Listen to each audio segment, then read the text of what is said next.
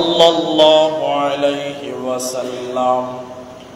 فقد قال الله تبارك وتعالى بسم الله الرحمن الرحيم ومن لم يحكم بما أنزل الله فأولئك هم الكافرون.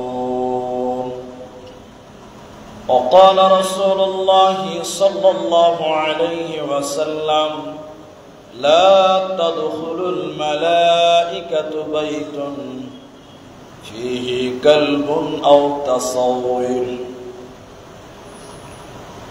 প্রশংসা সেই মহান সত্তা আল্লাহ সুবহানাহু ওয়া তাআলার জন্য, যে আল্লাহ তাবারাক ওয়া তাআলা আমাদেরকে প্রতি জুমার ন্যায় আজকেও সালাতুল জুমআ আদায় করার জন্য মসজিদে আসার তৌফিক ইনায়াত করেছেন। সেই মহান মুনিবের দরবারে শুকরিয়া আদায় করি, আমরা বলি আলহামদুলিল্লাহ। দরুদ ও সালাম বর্ষিত হোক শেরকারে কায়নাত তাজদারে মাদানী নবী কুল শিরোমণি ইমামুল আম্বিয়া নবী মক্কি নবী মাদানী নবী আহমদ নবী মুহাম্মদুর রাসূলুল্লাহ সাল্লাল্লাহু আলাইহি ওয়াসাল্লাম। আল্লাহুম্মা আমিন। আল্লাহুম্মা সাল্লি আলাইহি আল্লাহুম্মা বারিক আলাইহি। সম্মানিত মসজিদের মুসল্লি, কুরআনুল কারীম সূরা মাইদা থেকে একটি মাত্র আয়াত এবং হাদিসে নববী থেকে মিশকাত এবং বুখারী থেকে একটি হাদিসের টুকরো অসমাপ্তভাবে পাঠ করেছি। উল্লেখিত আয়াত এবং হাদিসকে কেন্দ্রবিন্দুর মধ্যে রেখে সংক্ষিপ্ত জুমার খুতবা এটি করব, যদি আল্লাহ তৌফিক দেন তো। আলাইহি তাওয়াক্কালতু ওয়া ইলাইহি উনীব। সম্মানিত মসজিদের মুসল্লি, আজকে জুমার খুতবায় আলোচ্য বিষয় হলো ছবি ও মূর্তি অঙ্কন করা, তার ভয়াবহ শাস্তি সম্পর্কে কিছু আলোচনা করব ইনশাআল্লাহুল আজিজ। সম্মানিত মসজিদের মুসল্লি, আমরা বরকত সম্পর্কে আলোচনা করেছি। আমরা শয়তান বাড়ি থেকে তাড়ার ব্যাপারে আপনাদেরকে বলেছি, বাড়িতে বরকত আনার ব্যাপারে আপনাদেরকে বলেছি। আজকে আপনাদের সামনে ছবি মূর্তি সংক্রান্ত ব্যাপারে, যা সমাজে প্রবাহমান কালচার, মানুষ ছবি তুলছে, মানুষ মূর্তিকেই ভালোবাসে, যা আমরা চতুর্দিকে লক্ষ্য করলে দেখতে পাই। যতদিন যাচ্ছে রাস্তাঘাটে অঘটন, বিপদ, অ্যাক্সিডেন্ট বেশি হচ্ছে। বিভিন্ন মোড়ে মোড়ে হাঙ্গামা হচ্ছে, মারামারি হচ্ছে, অ্যাক্সিডেন্ট হচ্ছে। তার অনেক কারণ। তার মধ্যে বর্তমান সময় মোড়ে মোড়ে কিছু ব্যক্তির মূর্তি বানানো হয়েছে। প্রতিটি স্ট্যান্ডে দেখবেন কাগজে ছবি, মানুষের ছবি, বিভিন্ন ডক্টরের ছবি, বিভিন্নভাবে ছবি লাগানো হয়েছে। বিশেষ করে শহর, টাউন, সিটিগুলোতে দেখবেন জায়গায় জায়গায় মানুষের মূর্তি বানানো হয়েছে লক্ষ লক্ষ টাকার বিনিময়। লক্ষ লক্ষ টাকা দিয়ে মানুষের ছবি মূর্তি বানানো হয়েছে এবং সেই জায়গাগুলোর নাম নির্বাচন করা হয়েছে। এটা অমুক জায়গা, এটা নেতাজি মোড়, এটা বিমল দাস মোড়, এইভাবে জায়গার নাম নির্বাচন করা হয়েছে মানুষের মূর্তি বানিয়ে। তারপরে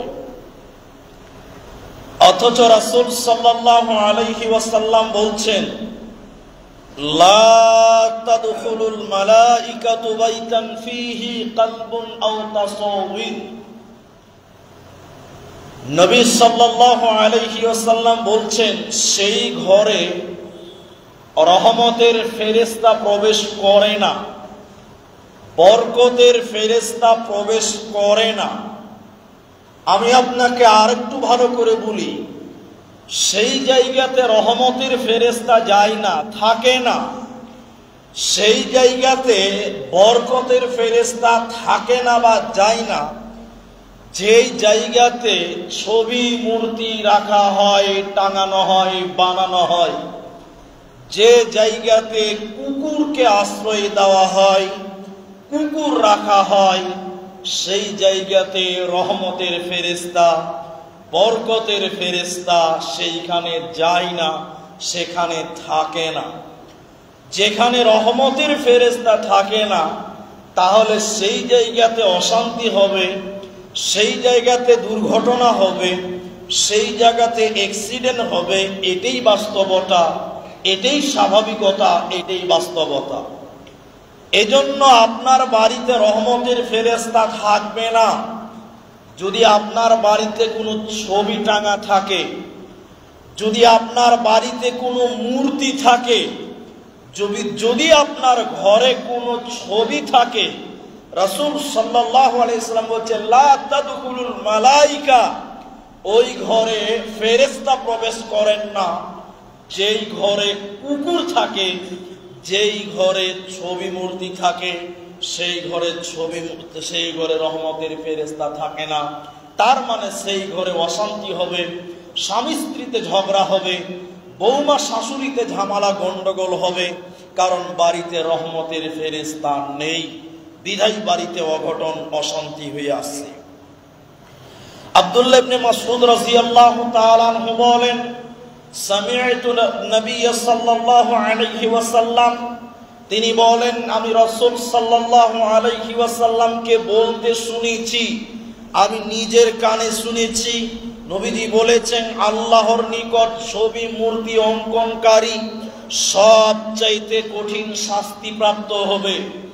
যে ব্যক্তি ছবি মূর্তি তৈরি করে, যেই ব্যক্তি ছবি অঙ্কন করে, যেই ব্যক্তি ছবি তৈরি করে, কাগজে নিজের হাতে পিন করে ছবি আঁকিয়ে দেয়, যেই ব্যক্তি মূর্তি বানায়, মানুষের ছবি বানায়, রাসূল সাল্লাল্লাহু আলাইহি সাল্লামকে বলতে শুনেছি, আল্লাহ তাআলা এই ব্যক্তিকে কঠিন ও কঠিন শাস্তি কিয়ামতের দিন দেবে।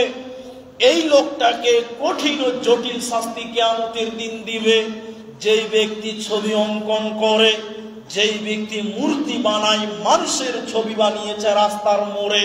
দেখেন, নেতাজি দেশের জন্য অনেক কিছু করেছে, অজ্ঞ মানুষ আমরা, তার জন্য তার মূর্তি আমরা রাস্তায় বানিয়ে রেখেছি। আমরা মূর্খ মানুষ, যার জন্য রাস্তায় আমরা মূর্তি বানিয়ে রেখেছি।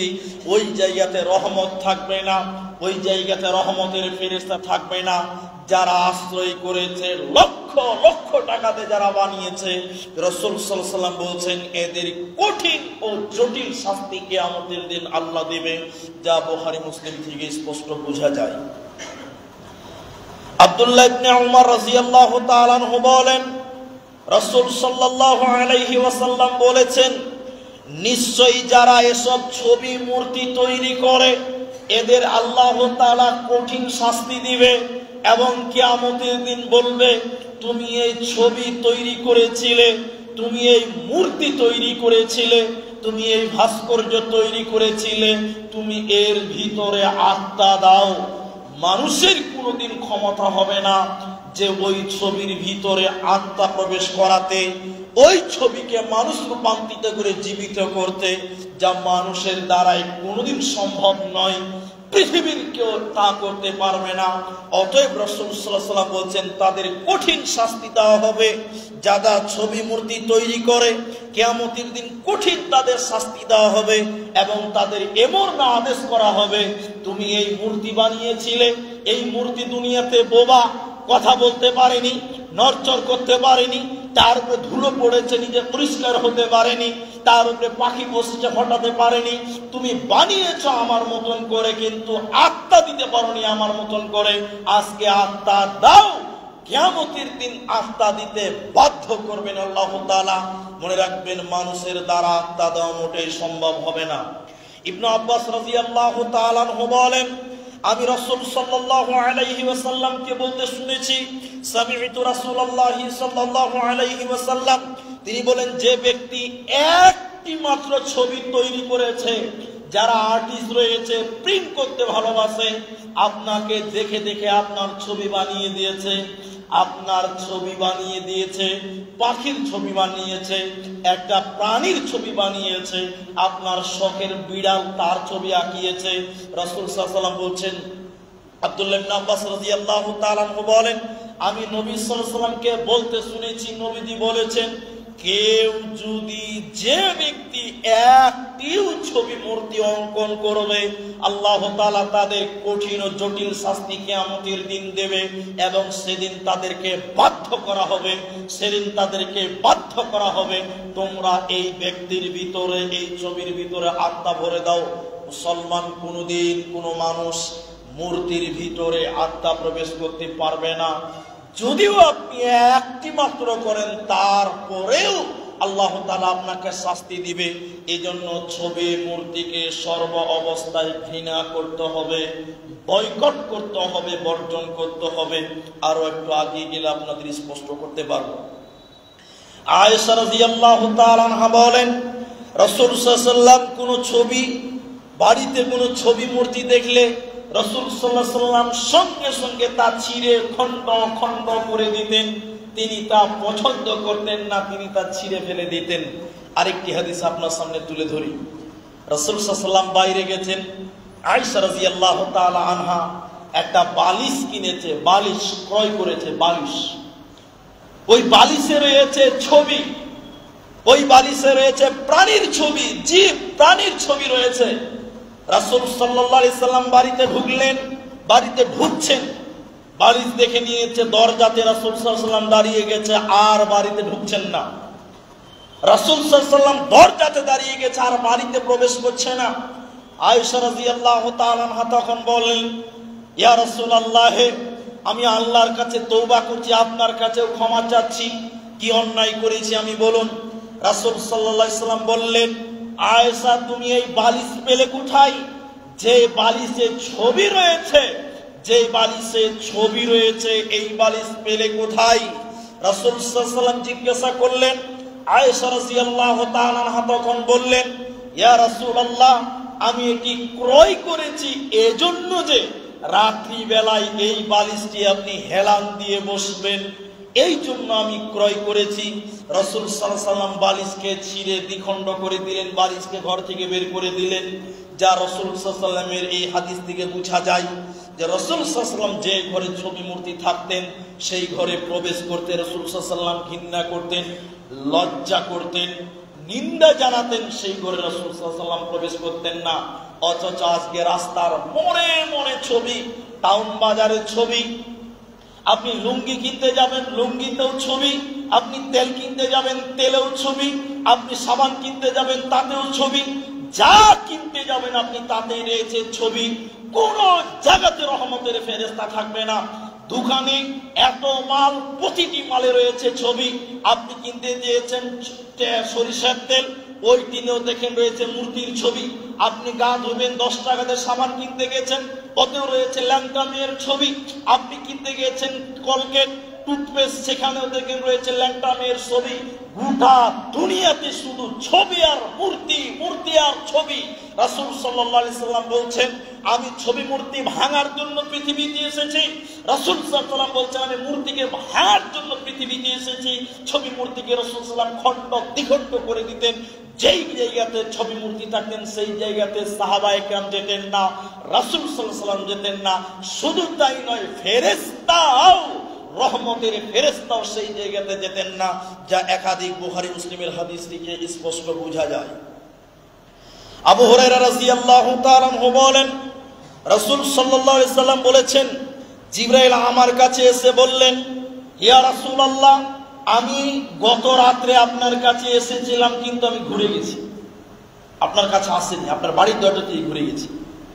জিবরাইল বলছে, নবী সাল্লাল্লাহু আলাইহি ওয়াসাল্লাম বলেছেন যে জিবরাইল আমার কাছে এসে বললেন, ইয়া রাসূলুল্লাহ, এর আগে আপনার কাছে গতকালকে এসেছিলাম আপনার কাছে সাক্ষাতে, কিন্তু আপনার সঙ্গে সাক্ষাৎ করতে পারিনি, ফিরে চলে গেছি। কেন?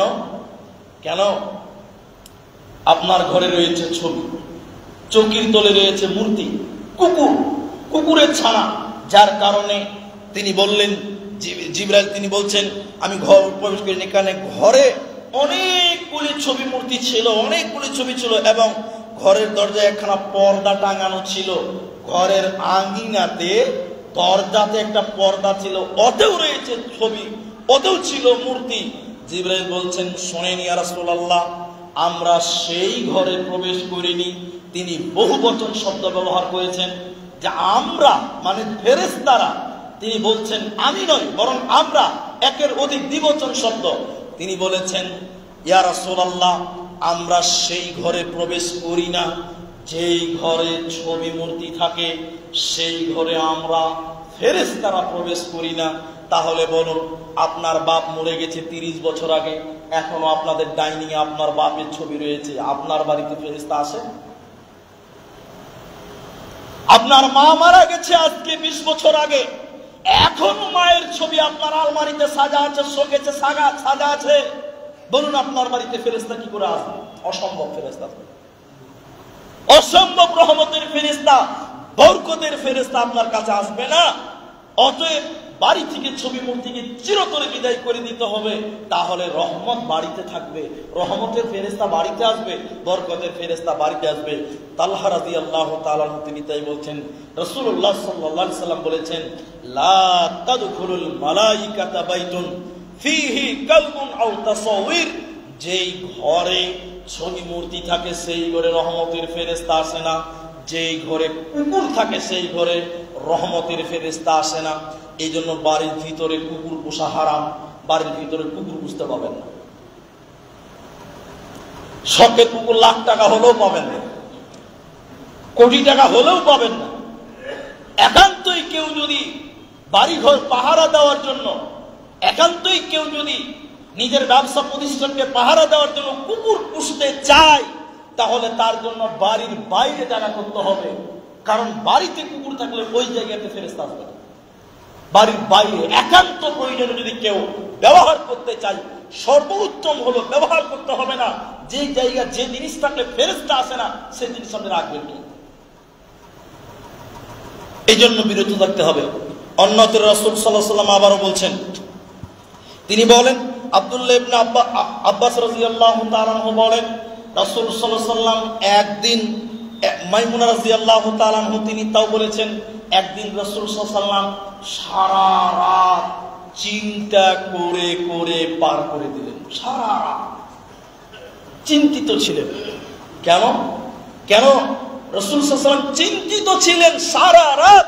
মাইমুনা রাদিয়াল্লাহু আনহা তিনি বললেন, রাসূল সাল্লাল্লাহু আলাইহি ওয়াসাল্লাম সারা রাত চিন্তিত, তার কারণ হলো নবী সাল্লাল্লাহু আলাইহি ওয়াসাল্লাম বলছেন, জিবরাইল আমাকে ওয়াদা দিয়েছে, জিবরাইল আমাকে ওয়াদা করেছে, ইয়া রাসূলুল্লাহ, রাত্রি বেলায় আপনার কাছে আসব, আপনার সঙ্গে সাক্ষাৎ করব, আপনার সাথে মুলাকাত করব, এই ওয়াদা করেছেন জিবরাইল আলাইহিস সালাম।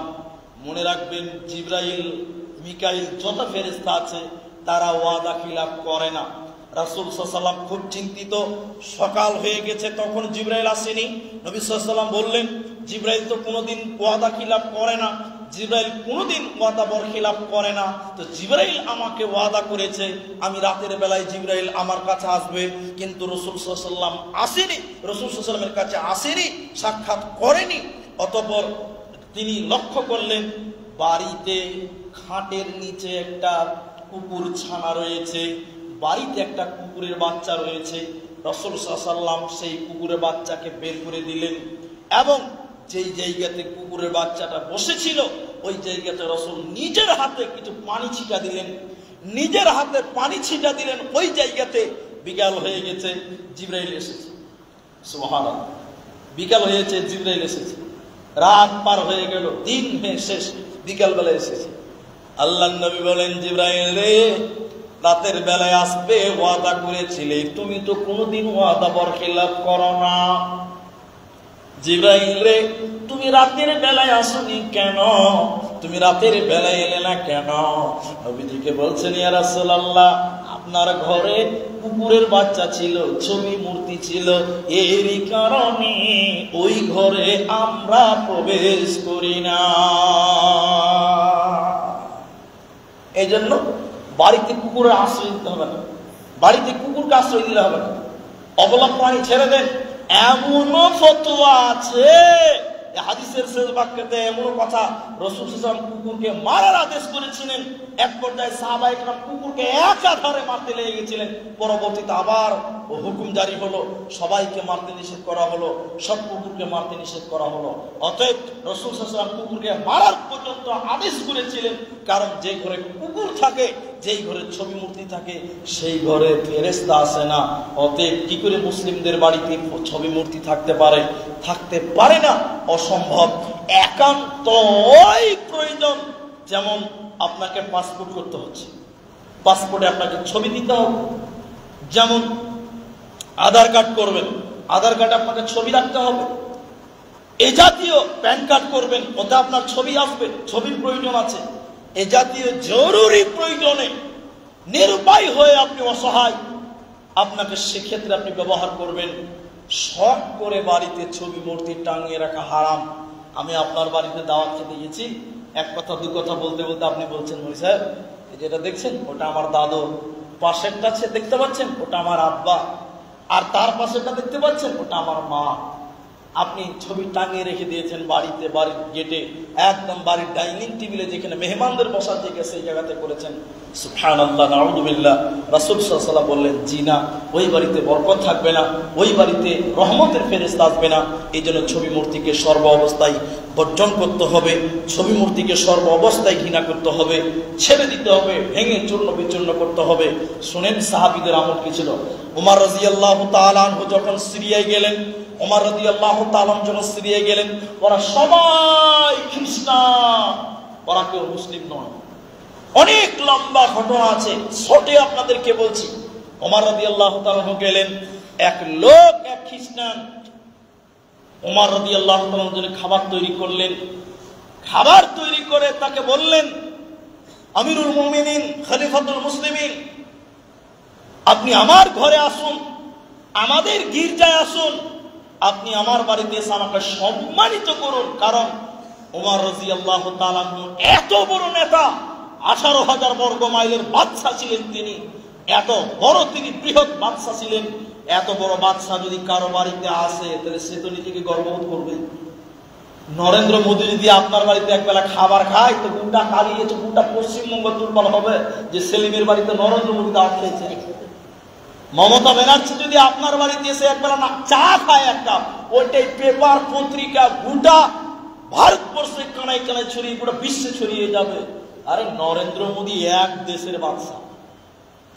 আমিরুল মুমিনিন উমর এত বৃহৎ ক্ষমতাশীল নেতা, তিনি গেছেন সিরিয়াতে, তিনাকে আহ্বান করছেন গির্জাতে, তিনাকে বলছেন খ্রিস্টান যে আপনি আমাদের বাড়ি, আমার বাড়ি, আমাদের গির্জায় বসুন, খাবার তৈরি করেছি, খেয়ে আমাকে সম্মানিত করুন।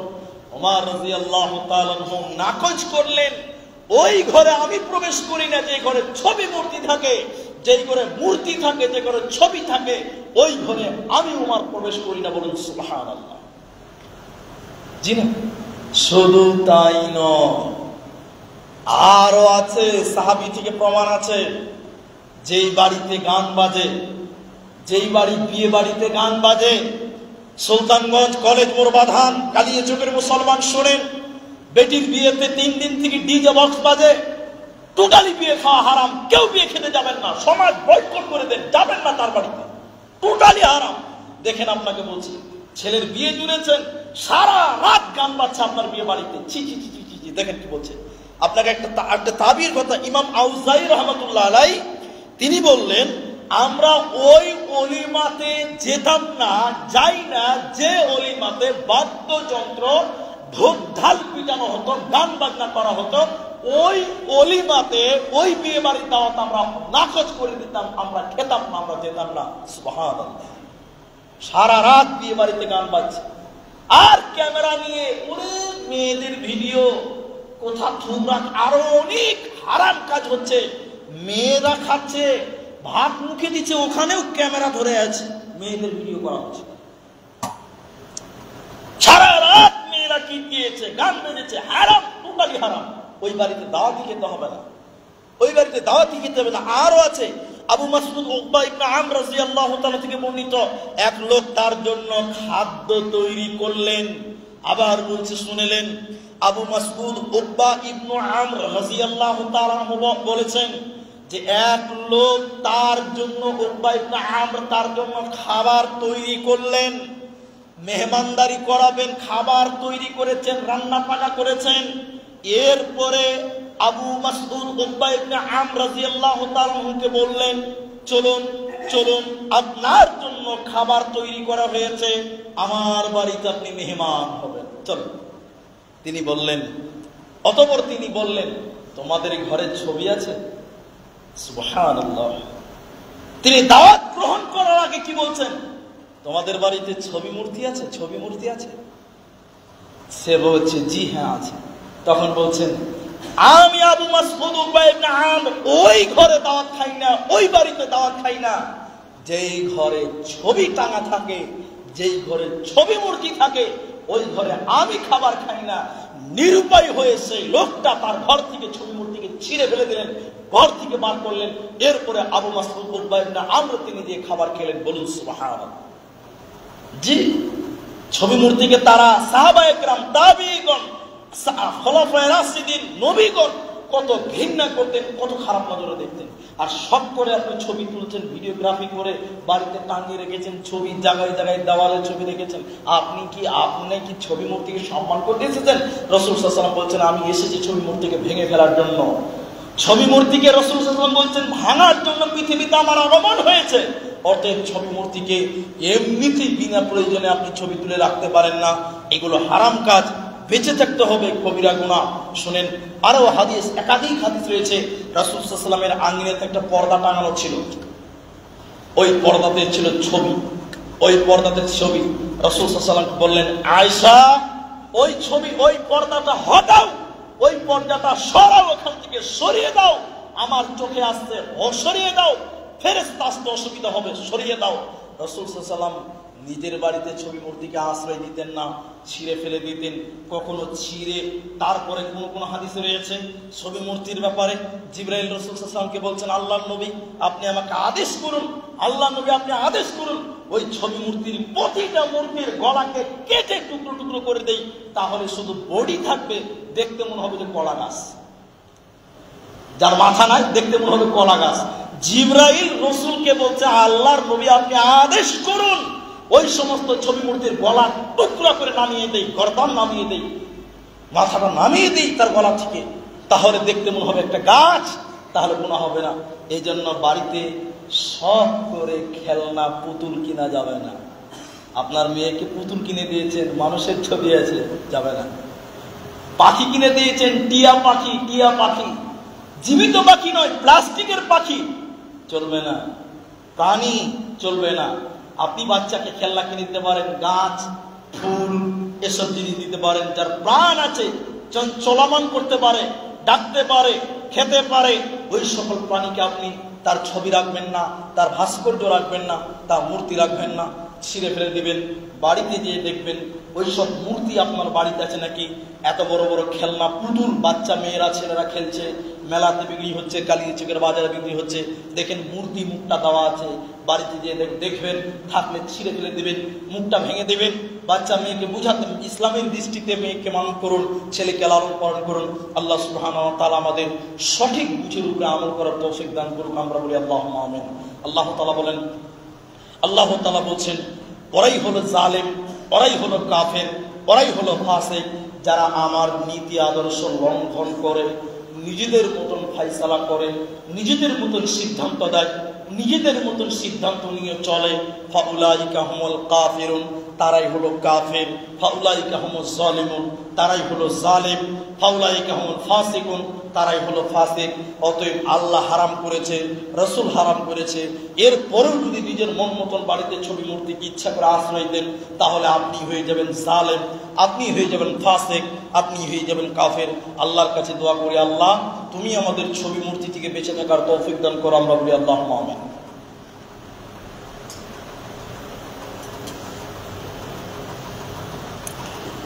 আলহামদুলিল্লাহ, ওয়াসসালাতু ওয়াসসালামু আলা রাসূলিল্লাহ।